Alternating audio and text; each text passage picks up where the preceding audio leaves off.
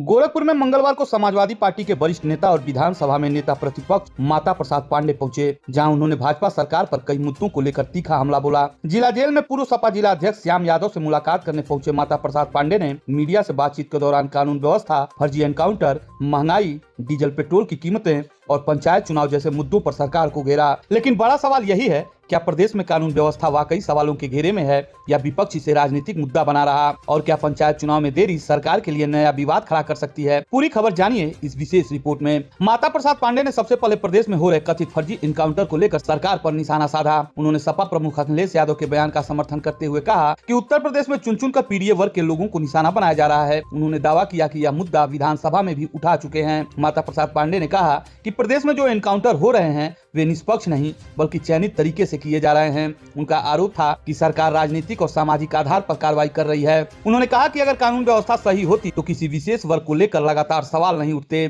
नेता प्रतिपक्ष ने महंगाई को लेकर भी केंद्र और प्रदेश सरकार पर हमला बोला।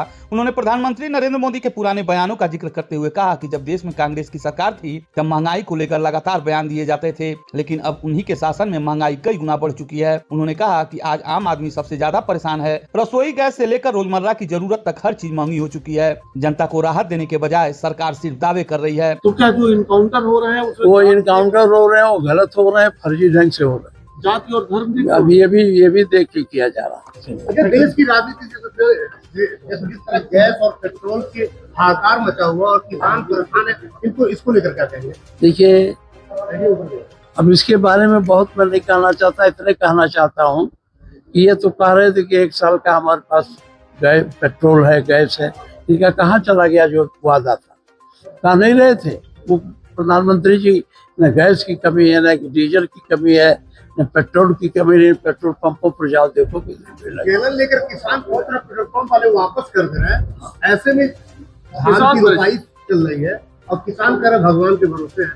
तो ये सरकार जो है भगवान भरोसे ही है, जनता के भरोसे नहीं। जनता की नहीं कोई वो नहीं है। ये केवल और केवल पूंजीपतियों की पार्टी है और पूंजीपतियों के लाभ को पहुंचाने के लिए इन्होंने डीजल और पेट्रोल के दाम बढ़ाए। लगातार महंगाई बढ़ती जा रही है। तो किसी की सैलरी नहीं बढ़ रही है, महंगाई बढ़ती जा रही है।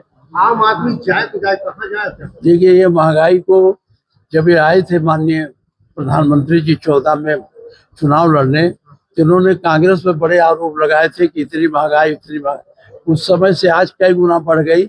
ये तो सरकार की जिम्मेदारी महंगाई को रोका। यही नहीं, डीजल और पेट्रोल की बढ़ती कीमतों को लेकर भी माता प्रसाद पांडे ने सरकार को घेरा। उन्होंने कहा कि पहले बड़े बड़े वादे किए गए थे कि ईंधन की कीमतें नियंत्रित रहेंगी, लेकिन आज हालात पूरी तरह से अलग हैं। उन्होंने आरोप लगाया कि सरकार पूंजीपतियों को फायदा पहुंचाने के लिए लगातार डीजल और पेट्रोल के दाम बढ़ा रही है। माता प्रसाद पांडे ने कहा कि वर्तमान सरकार जनता के भरोसे नहीं बल्कि भगवान के भरोसे चल रही है। उन्होंने कहा कि सरकार का फोकस आम लोगों की समस्याओं से ज्यादा बड़े उद्योगपतियों को लाभ पहुंचाने पर है। अब सवाल पंचायत चुनाव को लेकर भी उठने लगे हैं। नेता प्रतिपक्ष ने आरोप लगाया कि सरकार को समय पर पंचायत चुनाव कराना चाहिए था, लेकिन जानबूझकर चुनाव नहीं कराए जा रहे। उन्होंने कहा कि इससे लोकतांत्रिक प्रक्रिया कमजोर हो रही है और सरकार जनता के असली मुद्दों से ध्यान हटाने की कोशिश कर रही है। गोरखपुर पहुंचे माता प्रसाद पांडे के इस बयान के बाद प्रदेश की राजनीति फिर से गर्म होती नजर आ रही। एक तरफ विपक्ष सरकार को कानून व्यवस्था और महंगाई के मुद्दे पर घेर रहा है, तो दूसरी तरफ सत्ता पक्ष इन आरोपों को राजनीतिक बयानबाजी बता रहा है। अब बड़ा सवाल यही है कि क्या विपक्ष के ये आरोप जनता के बीच असर डालेंगे और क्या पंचायत चुनाव व कानून व्यवस्था आने वाले समय में उत्तर प्रदेश की राजनीति का